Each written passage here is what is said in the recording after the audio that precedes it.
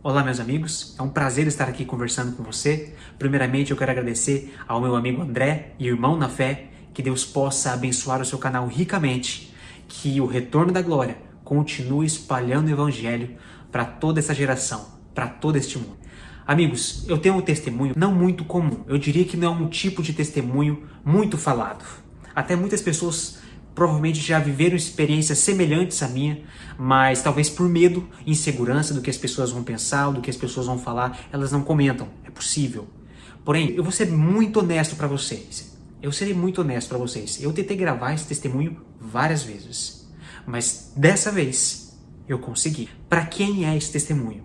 Esses testemunhos são para todas as pessoas que têm interesse em saber a vontade de Deus para sua vida. Esses testemunhos são para todas as pessoas que estão de coração aberto para olhar e enxergar a mão de Deus na vida e nas histórias dos seus filhos. Esse testemunho é para você que está passando talvez por uma depressão, que talvez se sente sozinho ou mesmo até abandonado por sua família ou amigos. Esses testemunhos são para todas as pessoas que estão lutando se devem acreditar ou não em Deus. E também para aqueles que já perderam grandes oportunidades na sua vida e pensaram que nunca mais haveriam outras. E muitas dessas pessoas não conseguem se superar, não conseguem seguir em frente. Esse testemunho é para você. Veja e analise a maneira como Deus trabalhou na minha vida e na vida da minha mulher, na vida de minha esposa. E eu espero que ela enriqueça você de maneira muito profunda.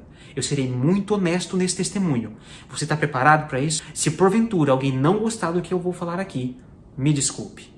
Mas eu serei completamente aberto para os meus amigos e para os meus irmãos de fé. Antes de mais nada, feche teus olhos, eu quero fazer uma oração por você agora. Oremos.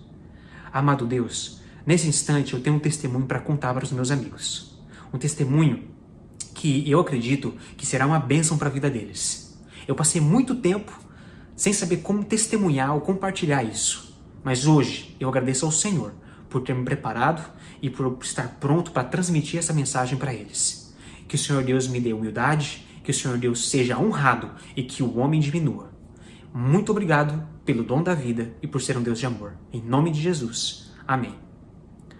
Eu vou pegar do início, vou fazer uma ordem cronológica curta, resumida, para você entender um pouco sobre a minha vida e a vida da minha esposa. Eu conheci a minha esposa no ano de 2014. Ela é pernambucana e eu sou paranaense. Eu estava estudando teologia na Faculdade Adventista da Bahia e ela tinha acabado de chegar para estudar psicologia.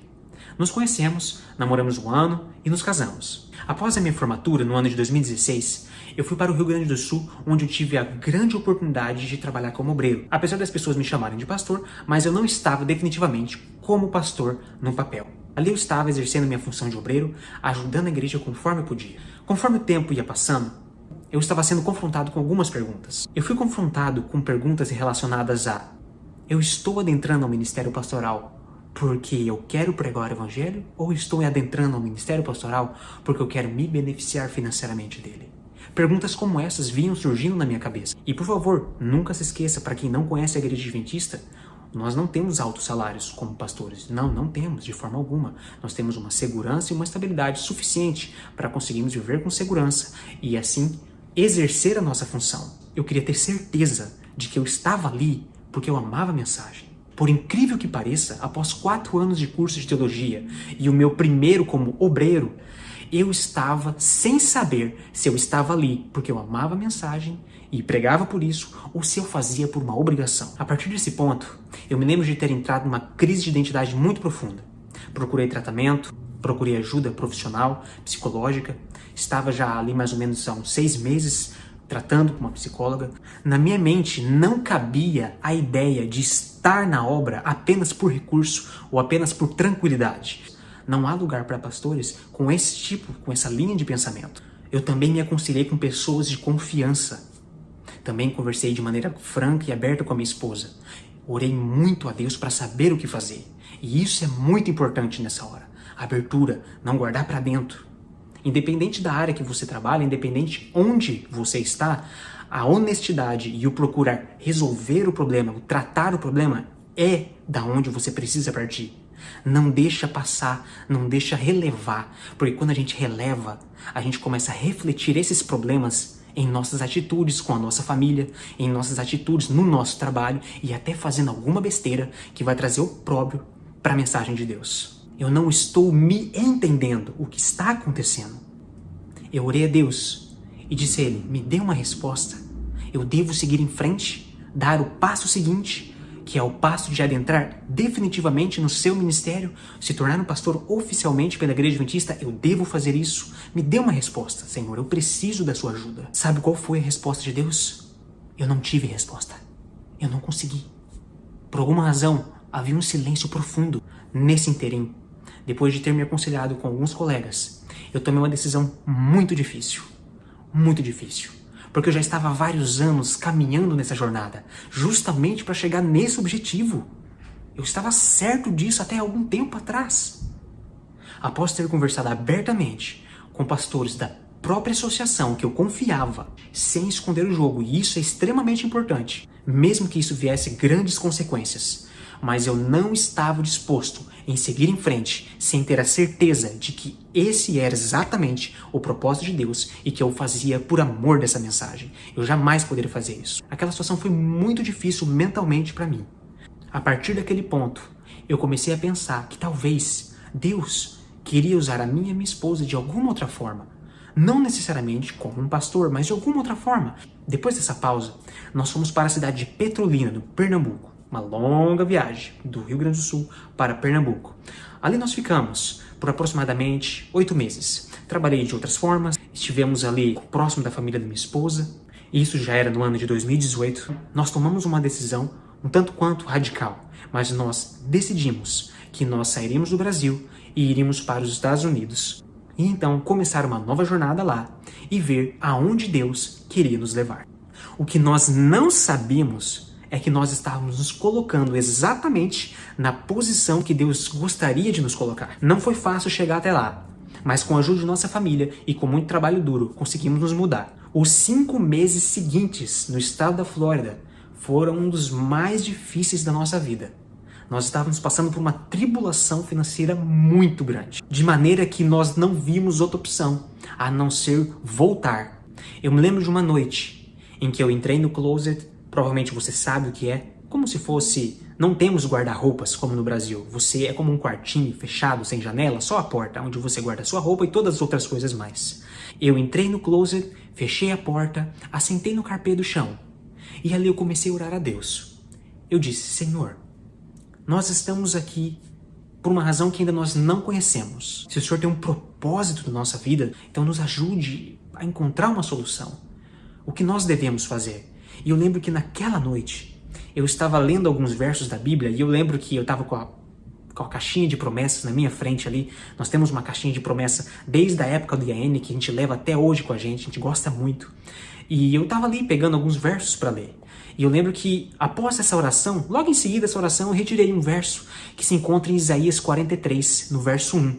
Você pode ler na sua Bíblia. Somente o final do verso que estava registrado na caixinha de promessas, naquele papelzinho, que diz, não temas, porque eu te remi, chamei-te pelo teu nome, tu és meu. Naquele instante, eu conseguia sentir a presença de Deus comigo dentro daquele closet. E eu pude ter a certeza de que Ele estava comigo e com a minha esposa, aonde quer que fôssemos. Uma janela de esperança se abriu para nós. Recebemos a oportunidade de irmos morar na Califórnia e então começarmos novamente a nossa jornada, a nossa vida lá naquele estado. Me lembro de nós termos pego um carro de um colega que nos emprestou e nós atravessamos da Flórida à Califórnia, equivalente a 4.500 quilômetros. Foi uma viagem bem cansativa. Ao chegarmos na Califórnia, ficamos hospedados na casa de uma pessoa que de bom grado nos recebeu. Ela não nos conhecia, mas eles, como anjos de Deus, nos hospedaram. Ao sairmos de lá, conseguimos alugar um quarto para nós. Eu e minha esposa agora tínhamos o nosso cantinho e então começaríamos novamente a dar sequência na nossa vida. Eu me lembro que diariamente eu precisava me deslocar da cidade em que nós morávamos, que era São Mateus, até São Francisco, porque eu precisava obrigatoriamente estudar inglês. Numa dessas viagens, quando eu estava voltando de São Francisco, eu me recordo quando eu estava quase chegando em São Mateus, faltando aproximadamente 8 minutos para chegar na cidade de São Mateus, eu recebi um telefonema. Era um policial falando no telefone da minha esposa. Ele estava dizendo que minha esposa havia sofrido um acidente muito grave e que eu precisava encontrá-la em tal endereço, em tal local. Naquele momento eu fiquei gelado. Eu não sabia nem o que pensar. Minha cabeça só tinha uma coisa: eu preciso encontrar a minha esposa. E eu lembro que eu saí correndo, cruzei um semáforo vermelho sem perceber. Olha o perigo, nem vi. Pela graça de Deus não via nenhum veículo. Só dei conta que eu tinha feito essa besteira depois. Então, quando eu vi uma ambulância distante de mim, numa esquina, e várias pessoas, quando eu cheguei lá, a minha esposa estava em cima de uma maca, consciente, chorando muito. E eu fui informado pelo policial, ela não estava em condição de falar, que um caminhão da prefeitura tinha acabado de atropelar minha esposa na faixa de pedestre. Você tem noção do impacto de um caminhão da prefeitura, caminhão de cones, aqueles caminhões de cones na frente, um truquezinho robusto? Tem uma noção do impacto que é um caminhão bater de maneira direta no corpo de um ser humano? Pois foi exatamente o que aconteceu com a minha esposa. O caminhão havia batido na cabeça da minha esposa e no todo o lado esquerdo do corpo dela. No que bateu, ricocheteou minha esposa, ao qual ela saiu rolando e foi parar somente no meio-fio. Nós fomos para o hospital rapidamente. Tivemos, graças a Deus, um ótimo atendimento de uma médica judia, uma mulher crente em Deus, que disse as seguintes palavras para mim e para minha esposa, que estava consciente: você é um milagre de Deus. A maioria das pessoas que passam por esse tipo de acidente não sobrevivem. Você é um milagre de Deus. Eu deixei a minha esposa por um momento, enquanto ela estava fazendo alguns exames, e eu estava no corredor do hospital naquele instante. Eu me assentei rapidamente, e ali eu comecei a refletir de maneira muito profunda que eu poderia ter perdido a pessoa que eu mais amava na minha vida. Eu podia ter perdido a minha esposa, a minha companheira. E eu vou ser honesto pra você, eu estava ali chorando naquele momento, de certa forma em choque pelo que havia ocorrido. Aquela situação marcou de maneira muito profunda o meu coração. A Daiane levou aproximadamente 1 ano para conseguir se recuperar de todos os hematomas. Isso nós já estamos no ano de 2019. Nesse meio tempo, me recordo de ter tido algumas oportunidades, em meio às minhas atividades diárias, de encontrar algumas pessoas, muitas vezes colegas que eu precisava levar de um lugar para o outro, na cidade de São Mateus ou em São Francisco, e numa dessas caronas eu me recordo de estar conversando com um colega que não era cristão e estávamos especulando sobre Deus, e ele me fez a seguinte pergunta: ô Jader, me fala uma coisa, como é que sente Deus? Uma pergunta que parece simples, mas se coloca no meu lugar e você está recebendo essa pergunta. Naquela hora eu comecei a usar todas as palavras que eu podia, da melhor maneira que eu conseguia explicar para ele. A gente precisa ler a Bíblia, abrir o coração a Deus como um amigo, orar sinceramente, falar de maneira honesta com ele. E ali eu fui falando aquelas palavras para ele, e ao mesmo tempo na minha cabeça ficava o seguinte: eu não sei como transmitir para ele isso. Senhor, como é sentir Deus? Transmite para ele, porque eu quero muito que ele perceba, eu quero muito que ele tenha a chance de notar a sua presença aqui agora. A gente está aqui no carro, indo para São Francisco, eu tô levando ele no compromisso que ele tem. Como ele pode sentir Deus? Porque eu tô falando com as minhas palavras, mas não consigo, na realidade, fazê-lo sentir isso. Algo aconteceu no carro que para mim foi completamente sobrenatural. Eu me recordo de estar sentindo a presença de Deus dentro do carro naquele momento de maneira tão forte. Parecia que a glória de Deus havia entrado dentro do carro. Tem noção? Deus é tão grande e tão poderoso, mas ele se fez tão pequeno e sentou no banco do nosso carro. A presença dele foi tão intensa, tão profunda, que eu me senti constrangido de olhar para trás rapidamente e falar: meu amigo, você tá sentindo o que eu tô sentindo aqui dentro? E ele falou: eu tô com os olhos cheios de lágrimas. Ele foi pro compromisso dele, a gente se despedimos um do outro, e eu fiquei muito feliz naquele dia. Porque aquele meu colega pôde sentir a presença de Deus de verdade junto comigo dentro do carro. Naquela hora, simultaneamente, depois desse evento, e outros mais que eu vou contar em algum outro vídeo, eu comecei a ver que diversas vezes eu estava levando Jesus para as pessoas porque eu queria levar, porque eu tinha vontade de fazê-las conhecer sobre essa mensagem. Eu não fazia de maneira obrigatória. Foram coisas que começaram a acontecer naturalmente, coisas que eu havia perdido no Brasil. Numa quarta-feira à noite, aproximadamente 9h30 da noite, eu fui até o banheiro, ali escovi meu dente, tomei meu banho e aproveitei aquele momento para fazer uma oração a Deus muito sincera. Eu me recordo de ter dito para Deus as seguintes palavras. Eu ousei usar essas palavras. Antes eu não falei nada sobre isso porque eu não estava pronto para saber a resposta. Mas dessa vez eu ousei usar as palavras. E eu disse o seguinte para Deus, depois de tudo aquilo que havia acontecido: Senhor, definitivamente, o Senhor tem um propósito pastoral na minha vida e na vida da minha esposa? Eu não consigo dizer por mim mesmo se o Senhor tem. Mas eu tenho fé que o Senhor pode me dar a resposta dessa vez. Se esse é o seu querer, envia-nos um filho. Nós já estamos casados há aproximadamente 6 anos. Nunca oramos por um filho. Nos envia o filho. E esse filho vai ser a palavra final do Senhor, dizendo que sim, essa é a sua vontade em relação à nossa vida. Poucas semanas após essa oração, nós íamos numa igreja americana, a qual nós éramos membros, somos membros ainda. Quando nós chegamos na igreja, a recepcionista nos entregou um panfleto. Entregou para minha esposa um panfleto e dentro do panfleto mais um papel amarelo. A minha esposa, mais tarde, me entregou o panfleto e eu lembro que eu peguei o panfleto apenas por pegar. Fui para dentro do carro aguardar a minha esposa. Ela estava conversando com alguns colegas, alguns amigos. Quando eu abri aquele panfleto e eu vi aquele papel amarelo com letras pretas em formato de letra New York Times, talvez você saiba o que eu estou falando, uma letra em formato mais antigo de jornal, né? E ali estava falando, precisa-se de pastor jovem, e ali especificando vários aspectos sobre as funções desse trabalho pastoral. E eu olhei aquilo e pensei, olha que interessante, mas isso aqui não é para mim não. Isso aqui não é para mim não, ainda mais para o inglês, a língua americana. Eu não estou nem apto para um trabalho na língua inglesa. Isso aqui com certeza não é para mim não. Falei para minha esposa que eu havia achado o papelzinho, e ela achou interessante, achou que eu devia tentar. Ela conversou com algumas outras pessoas sobre aquele papel. E o mais interessante é que esse papel amarelo, ninguém nunca viu esse papel amarelo na igreja. Nós já perguntamos várias vezes na igreja. Cadê o papelzinho amarelo falando dos pastores? Não tinha só o trabalho de pastor jovem, tinha ali a função dos outros pastores da igreja. É uma igreja que tem mais de um pastor, com funções diferentes. E ali ninguém nunca viu esse papel amarelo na igreja. Ninguém nunca soube. E que, por sinal, eu perdi. Esse papel amarelo não sei onde eu coloquei. Nós não sabemos se isso é um papel feito por alguém ou se foi um papel enviado por Deus. De toda forma, foi ele que enviou, eu acredito. Depois que a minha esposa falou com algumas pessoas para tentar me incentivar a fazer a entrevista, e então eu falei, tá bom, eu vou tentar. Mas vocês sabem que eu não falo bem. Meus queridos, eu decorei a minha entrevista completamente. Perguntas e respostas, possíveis situações que poderiam surgir. Eu decorei todo aquele papel e eu fiz a minha entrevista com os pastores. Foram 2 entrevistas. A entrevista com os pastores da igreja e a entrevista com o presidente e secretário. Mas isso é uma história para outro vídeo. Eu fiz essa entrevista com os pastores ali da igreja local. Aparentemente eles gostaram e disseram, a gente vai te dar alguma resposta entre 30 a 40 dias. Após esses eventos, já tinha se passado ali há aproximadamente 3 meses, já estávamos em 2020. Aconteceu um fato um tanto quanto interessante que mudaria nossa vida para sempre. Nós acordamos, era uma manhã de terça-feira, se eu não estou enganado, e a minha esposa não estava muito bem. Nós estávamos ainda na cama, ela falou que não se sentia muito bem, não estava legal, uma dor no estômago muito profunda. Eu fiquei um pouco preocupado com ela naquele instante, não considerei de maneira imediata se poderia ser uma gravidez ou não.